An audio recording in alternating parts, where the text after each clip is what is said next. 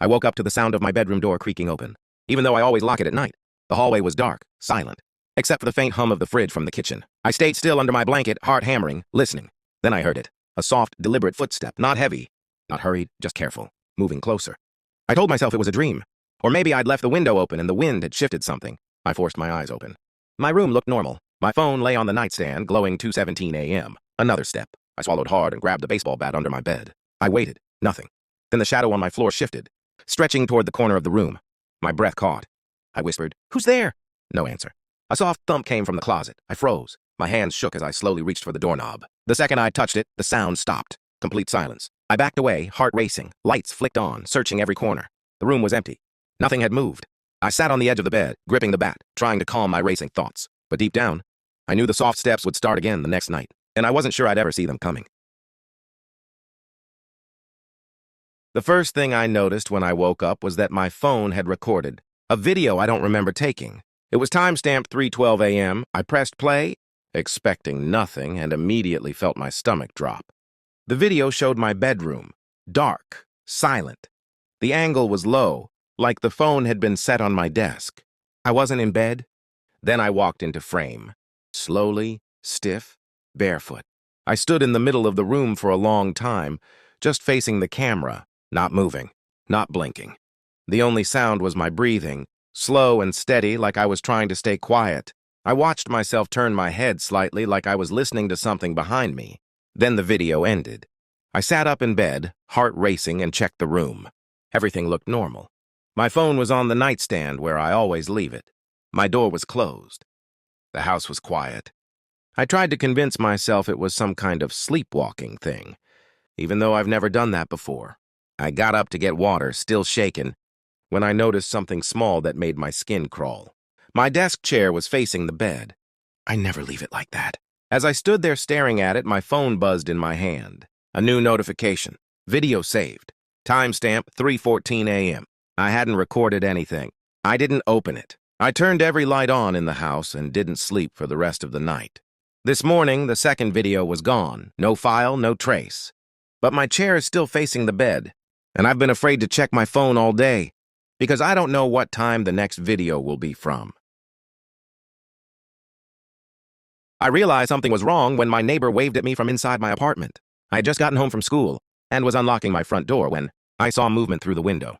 For half a second, I thought it was my reflection, until the person inside lifted their hand and waved. It was my neighbor. Same jacket he always wears, same haircut, but he doesn't have a key. I froze on the porch, keys halfway in the lock. He stood a few feet back from the window, smiling politely like he was waiting for me to come in. I knocked on the glass instead. He didn't react, just kept smiling. I pulled my phone out and texted him, asking if he was inside by mistake. The message showed delivered but not read. Almost immediately, my phone buzzed. "I'm at work, why?" My stomach dropped. I looked back up at the window. The apartment was empty. I unlocked the door and went inside slowly, checking every room. Nothing was out of place. No signs anyone had been there. No open windows. No unlocked doors. I tried to forget it. That night, around 11, I heard someone walking in the hallway outside my apartment. Slow footsteps. They stopped right at my door. I held my breath. Someone knocked once. Softly. I didn't answer.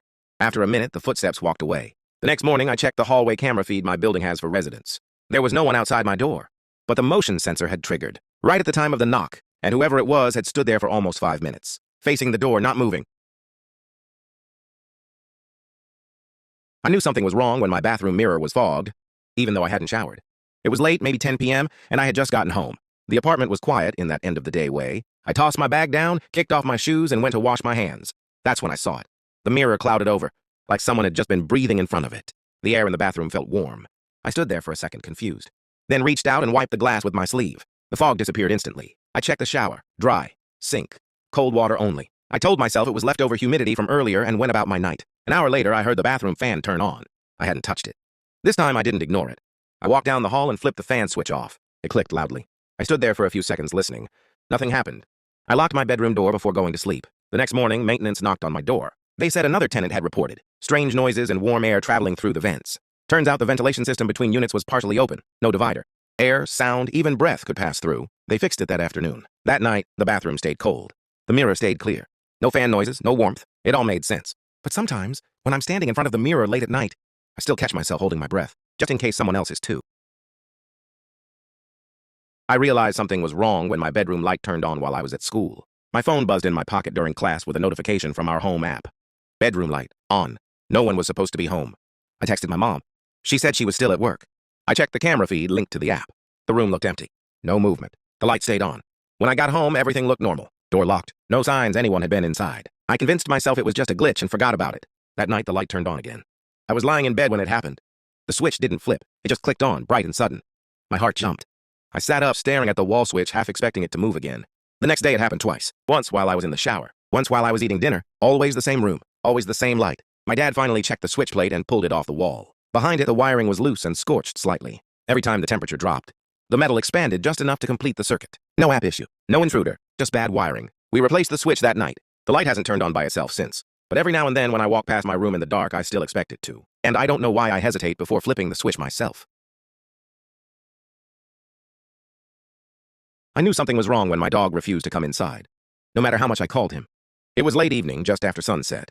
I opened the back door like I always do, expecting him to trot in immediately. Instead, he froze at the edge of the yard, ears flat, staring at the side of the house. He started growling.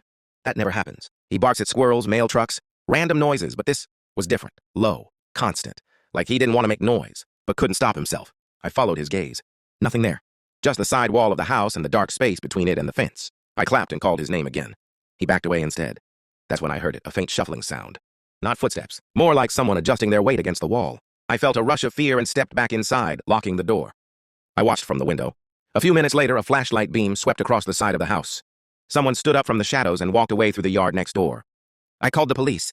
Turns out a teenager from a nearby house had been sneaking around yards at night, hiding between houses to avoid being seen. They'd been caught earlier that week doing the same thing. Nothing supernatural. No break-in. But that night, when I finally let my dog inside, he stayed glued to my side, still staring at the back door. And even now, I don't ignore him anymore when he won't come in. Because he saw something I didn't. I almost called 911 when I heard footsteps upstairs. But I live alone and the attic doesn't even have stairs. It was just after midnight. I had been watching TV in the living room. Wrapped in a blanket when I heard it, a slow, deliberate creak from above. My heart thumped. I paused the show, listening. The sound repeated. Footsteps pacing, stopping, then moving again. I grabbed my phone and tiptoed through the house. Everything looked normal. Doors closed, windows locked. I cautiously checked the hallway and peeked into the bedroom. Empty. The sound stopped. Silence. I convinced myself it was the old house settling, our floors groan. The pipes rattle, but the rhythm had been unmistakably like footsteps. I spent the next half hour on edge, jumping at every squeak. Finally, I decided to investigate. I opened the attic door in the closet, remembering there were only pull-down stairs folded tight. The attic was empty. Dusty boxes, old holiday decorations, but nothing moved. Then I heard it again, a soft tap, tap, tap. I looked closer at the ceiling. The HVAC vent had a loose metal panel, rattling every time the furnace turned on and off. That night I realized what had freaked me out. The furnace cycling had sounded exactly like pacing footsteps in the dark. I secured the vent panel, tested it, and the house went silent. I still feel my chest tighten when I hear a creak at night. And I sleep a little easier, knowing my house isn't haunted, just full of old noises. But now I know what's causing it.